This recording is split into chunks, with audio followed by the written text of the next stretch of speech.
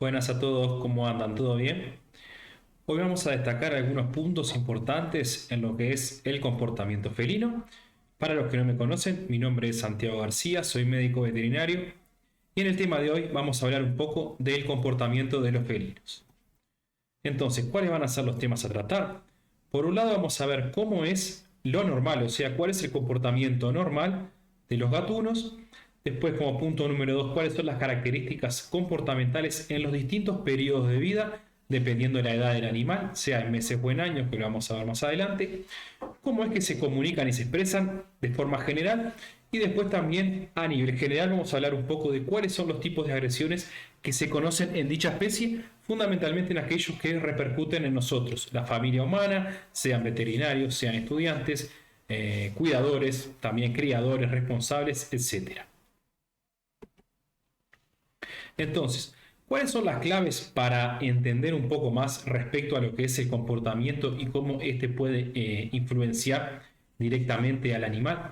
Primero que nada, sabemos que va a depender mucho de la edad y qué tipo de comportamiento puede tener, porque si nosotros sabemos qué periodo el animal está desencadenando de su edad en lo que es desde el nacimiento a durante toda su vida, vamos también a entender más si ese comportamiento es normal o anormal porque va a variar en los periodos. No es lo mismo un gato adolescente que un gato adulto mayor en lo que respecta a los comportamientos normales y cómo interactúan y se desencadenan en lo que es su territorio. ¿Tá? Después, también qué sería un comportamiento anormal, porque nosotros para saber qué es lo anormal siempre tenemos que conocer lo normal. Entonces, si nosotros no tenemos información, no tenemos asesoramiento y no sabemos cómo es algo normal en el felino, probablemente no vamos a poder detectar algo anormal porque no tenemos con qué compararlo. Entonces siempre es bueno para nosotros entender y también detectar lo que son alteraciones anormales. Tenemos que saber, como dije anteriormente, qué es lo normal, lo que para el gato es común. ¿Tá? Y después también tener por lo menos herramientas básicas para reconocer eventualmente comportamientos anormales. Eso significa lo que dije anteriormente.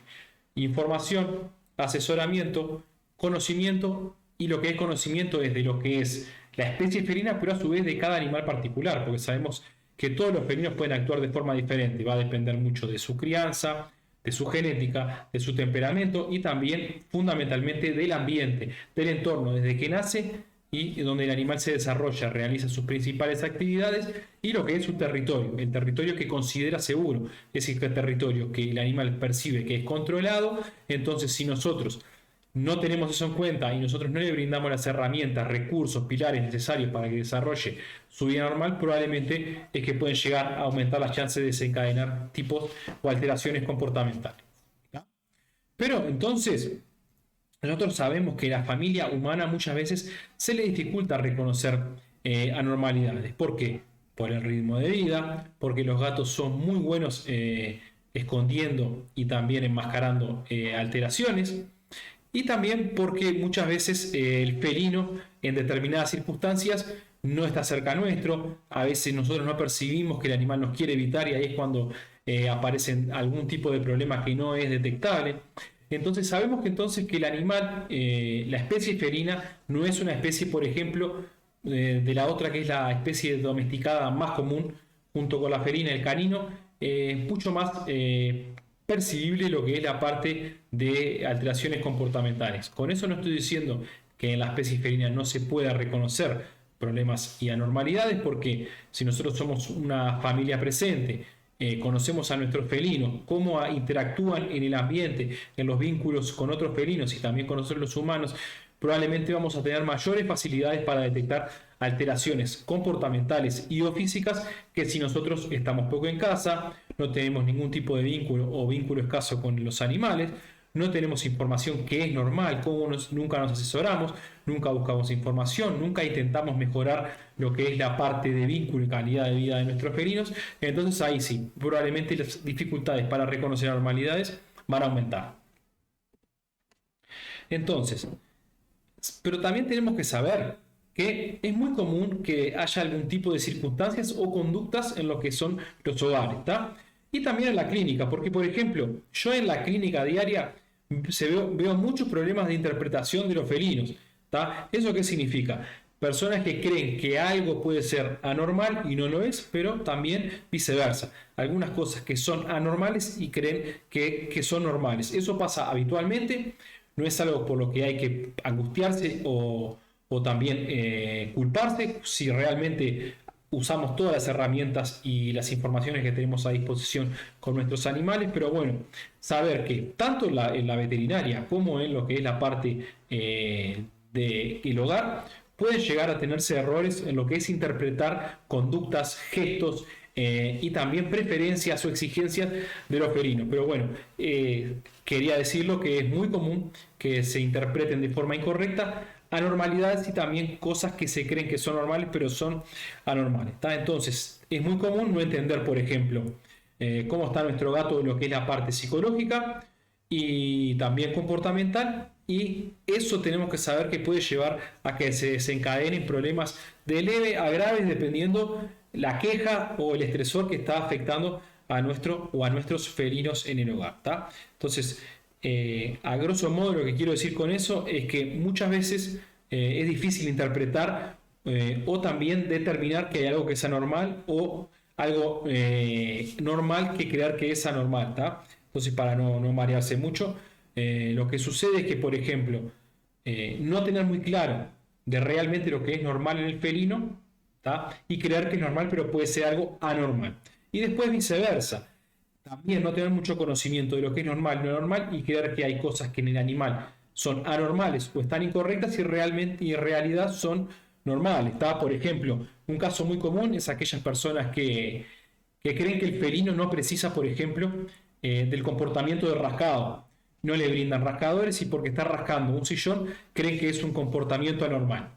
Anormal es que rasque esa superficie porque probablemente tiene un costo bastante elevado, porque está como es deteriorando un mueble del hogar, pero lo que es normal para el felino es que precisa esa conducta. Entonces, si no tiene dónde hacer esa conducta y ese comportamiento de rascado para afilar las uñas, para estirarse, para también fundamentalmente dejar mensajes o también liberar feromonas y otras sustancias químicas de las glándulas entre las que están entre las almohadillas plantares. Entonces, si no tiene cómo realizar esa conducta, probablemente la va a desencadenar o la va a desarrollar en otro mueble o en otro ambiente en el hogar. Entonces, ahí es que puede llegar a haber un ejemplo claro. Que nosotros interpretamos que el felino está con un comportamiento anormal, pero realmente es un comportamiento normal que al no poder desarrollarlo en las superficies hechas o ideales para ese tipo de comportamiento, las hacen en otro lugar. ¿Está bien? Y después también lo que es la parte física. Sabemos que, por ejemplo, la parte física se vincula directamente a lo que son problemas psicológicos y comportamentales, están muy asociados. Ya lo hemos visto muchas veces, pero saber que, por ejemplo, hay problemas comportamentales que llevan a alteraciones físicas y hay problemas físicos que llevan a alteraciones comportamentales. Dos de los más comunes, por ejemplo, a lo que es la parte comportamental, sabemos que en un acicalamiento excesivo, un acicalamiento cuando se autohigieniza de forma obsesiva compulsiva, puede llevar a heridas de piel, a automutilación de las falanges de la cola. Y después lo contrario, sabemos que hay, por ejemplo, alteraciones que llevan a problemas, vamos a pensar en dolores crónicos que se evolucionan a dolores neuropáticos, ya más que nada a nivel del sistema nervioso, los cuales son muy difíciles de tratar, puede llevar a que el animal cambie comportamientos, cambia a ser más agresivo, se irrita más, evita el contacto con sus tutores. Entonces, bueno, sabemos eso, saber que muchas veces la interpretación de lo que es la conducta normal y anormal de los felinos puede llevar a cometer errores. Entonces, nosotros tenemos que saber fundamentalmente cuáles son las exigencias y reacciones rutinarias de los gatos. Entonces, eso es lo que nosotros tenemos que intentar llegar. ¿Tá? Esas son las herramientas que tenemos que intentar tener en casa. Saber bien cuáles son sus exigencias. Después, cuáles son las reacciones normales a los recursos que nosotros le brindamos, a los pilares, a lo que es el enriquecimiento ambiental, al entorno, y ver cómo es la reacción, porque si una reacción es negativa, que hay problemas vínculos en la colonia, no realiza las actividades de forma normal, el vínculo con nosotros se deteriora, quiere estar más solo, está más irritante, entonces ahí, bueno, tenemos que saber que ese no es el camino o no es lo normal que tenemos que dejar en el hogar. Entonces tenemos que saber que puede llegar a haber problemas, entonces ahí ver cómo nosotros podemos cambiar lo que es la parte fundamentalmente del ambiente y del entorno y lo que nosotros le brindamos para que desarrolle su rutina diaria de forma correcta.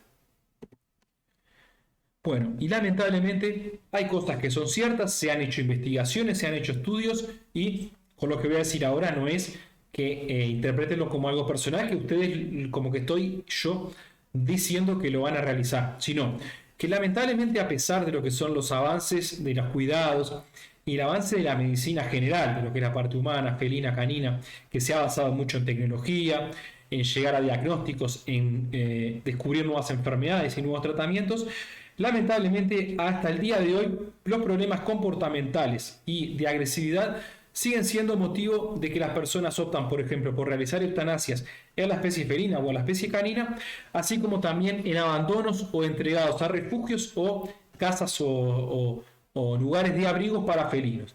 Eso hasta el día de hoy sigue sucediendo y lamentablemente animales que desencadenan agresividades incontrolables, que no se puede llegar cerca, lamentablemente sigue siendo motivo de eutanasia, que hay personas que optan por realizar la eutanasia, hay veterinarios que realizan la eutanasia, no sé en qué lugar, yo personalmente, bueno, en mi caso particular, yo nunca eutanasié un animal por agresividad, que bueno, es mi criterio que tengo como veterinario. He tenido a veces algún tipo de repercusiones negativas porque hay animales que son muy agresivos, que pueden agredir a niños, que pueden agredir a personas, pero bueno, en lo que es mi criterio y lo que es mi forma de pensar de profesional, solo yo he eutanasiado y continúo eutanasiando animales que están sufriendo y que no hay ningún tipo de alternativa pensada o lógica o también acertada que puedan llegar a evitar o reducir ese sufrimiento. Ejemplo, alteraciones neoplásicas ya en un estado avanzado que no hay cómo mejorar, ni no son operables ni mucho menos. Animales ya con un problema, por ejemplo, de dolores que se hicieron tan neuropáticos que el animal deja de tener vínculo y contacto con el medio ambiente, que si no ya está en un estado de letargo y comatosos, que solamente están fuera de sí, etcétera. Entonces, no quiero irme mucho por las ramas, pero decir que lamentablemente hasta el día de hoy problemas comportamentales de agresividades extremas en especies animales siguen siendo motivos de eutanasia y así como también de abandono o ser entregados a refugios, ¿está? Pero bueno, también tenemos que entender que muchas veces atrás de una agresión física, de una agresión incontrolable, hay obviamente un deterioro y un sufrimiento familiar. Y también muchas veces nosotros los veterinarios, cuando tenemos animales en los cuales no podemos de ninguna forma mejorar lo que es la parte de agresividad, porque lamentablemente la agresividad hasta cierto punto puede llegar a tener, revertirse o tener tratamientos o por lo menos terapéuticas compatibles, pero hay otros que lamentablemente no hay como de mantenerlos en el hogar o también que no hay forma de que un vínculo con determinadas personas puedan llegar a mejorarse, ¿tá? Entonces sucede que se han hecho estudios y más que nada a nivel mundial, 15% de los pacientes a nivel veterinario, más que nada a nivel global, se pierden por no saber resolver de forma correcta algún comportamiento. O sea, ¿qué significa esto? Que, por ejemplo, en mi rutina diaria se estima que a nivel de promedio yo puedo llegar a perder en mi clínica 15%, o sea, de 100 animales puedo perder 15, por ejemplo, de 100 personas que me acuden por problemas comportamentales felinos, puedo llegar a perder hasta 15 clientes o pacientes porque no puedo llegar a resolver algún determinado tipo de problema comportamental que puede ser o por falta de conocimiento mío, o por falta también de competencia, o porque son casos que no tienen ningún tipo de forma de mejorar o revertir ese tipo de agresión, ¿tá? Entonces tener en cuenta que animales con esa agresividad extrema en todos los ámbitos pueden llegar a tener repercusión en su propia vida porque se opta por la eutanasia, repercusión en la familia porque se pierde el vínculo y se deteriora, también repercusión que se cambian de familia, cambian de territorio también el propio animal, y lo que es también en la parte de medicina veterinaria porque repercute en lo que es también la parte de clínica y la parte también de clientes. ¿Está? Entonces, nosotros tenemos que entender qué es lo normal a grosso modo para poder llegar a detectar o entender qué puede llegar a ser lo anormal en los felinos. ¿Está? Por ejemplo, en el hogar el comportamiento anormal para la familia humana es normal. Eso ya lo hablamos anteriormente y es uno de los puntos más importantes que muchas veces la familia no detecta lo que es anormal y lo interpreta como algo normal. ¿Por qué? Porque puede haber errores en lo que es la enseñanza, en lo que es el asesoramiento de la parte veterinaria o la falta de información o una información no adecuada. Por ejemplo, lo que es cómo hay que jugar, cómo hay que alimentarlos, cómo es la rutina, cuánto tiempo duermen, dónde duermen, cuáles son los recursos necesarios y los pilares fundamentales. La parte de comunicación de aromas no es tan importante o es importante. Entonces ahí ven que nombrando algunos puntos ya podemos ver que si nosotros nos asesoramos de forma incorrecta o no tenemos la información adecuada, podemos llegar a interpretar conductas anormales como normales y viceversa. ¿Tá? También tenemos que entender que lo que es la parte de hogares multigato, en colonias, hogares con más de 2, 3 o más animales, más felinos, ¿tá? Hay una jerarquía social la cual tenemos que nosotros comprenderla, detectarla y saber manejarla lo que es el enriquecimiento ambiental, distribución de recursos, distribución de ambientes para evitar tensión. ¿Tá? Pero entonces también saber que las relaciones en el hogar no son estáticas, son dinámicas. ¿Y eso qué significa? Que muchas veces pueden variar. Si bien sabemos que, por ejemplo, aquellos que son familiares, hermanos, madre con los hijos, padre con los hijos, abuelas, con nietos, etcétera, sabemos que tienen mayor chance de tener un vínculo afectivo bueno. Sabemos también que puede llegar a variar a lo largo de la vida. Entonces, no quedarnos con que, bueno, si tenemos 3 gatos en el hogar que se llevan bien, no prestar atención nunca más y decir que, bueno, mi colonia de 3 animales felinas es normal, se llevan bien, no va a tener ningún tipo de problema, porque las relaciones y los vínculos afectivos pueden variar. ¿Tá?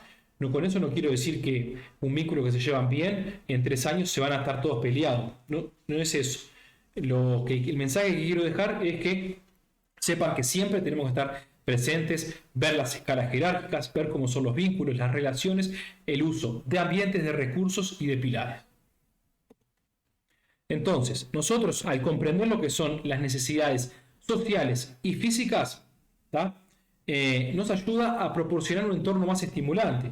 ¿Qué significa eso? Un estímulo que sea más atractivo por lo que es la parte de estímulo mental y físico para la colonia, y con eso vamos a reducir lo que son la probabilidad y las chances de desencadenar problemas comportamentales. Entonces, tener un manejo de los pilares, de los recursos, del ambiente, del entorno y las relaciones y vínculos afectivos en el hogar son las herramientas que nosotros, los tutores, tenemos a mano para brindarles lo que es el mejor territorio y con eso aumentar las chances de un buen bienestar, una buena calidad de vida, y con eso que haya menos probabilidad de desencadenar alteraciones comportamentales, una vida negativa y deterioro del bienestar y también de la calidad de vida.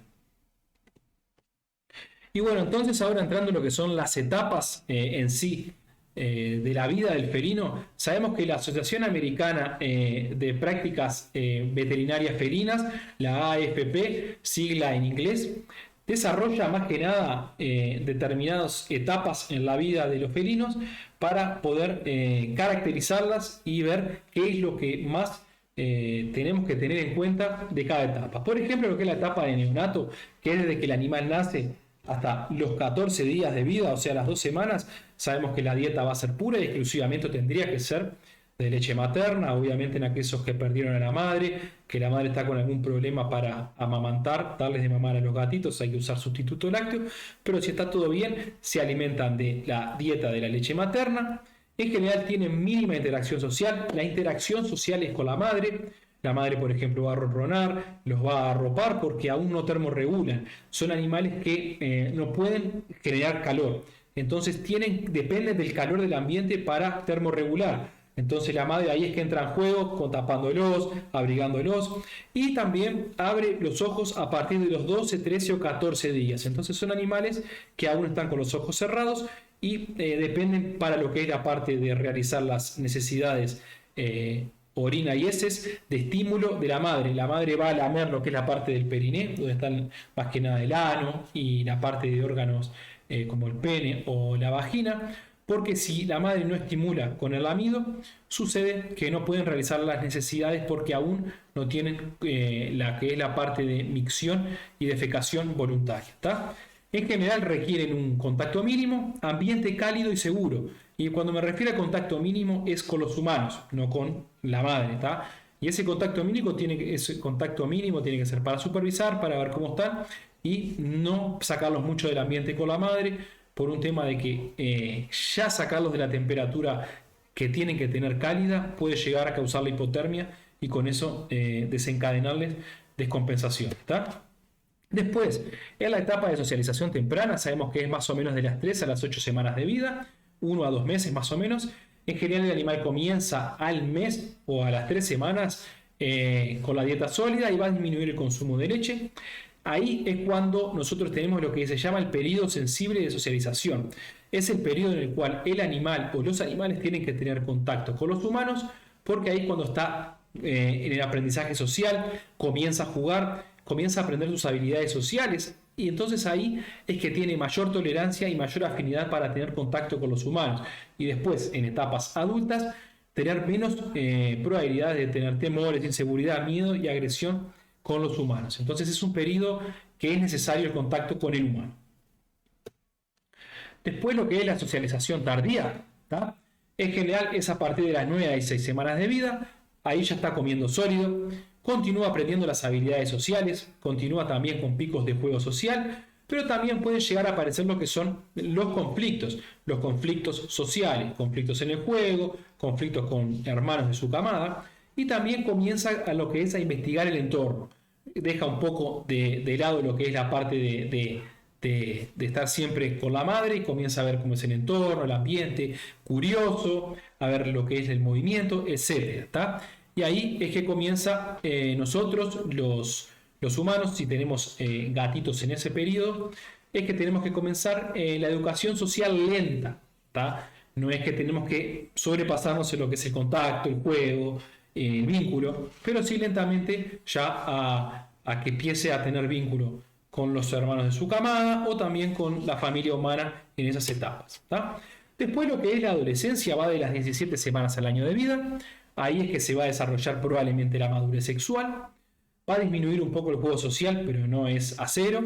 Y puede ocurrir ya animales que por estímulo sexual comienzan con marcaje de orina, a buscar el sexo opuesto. ¿Tá?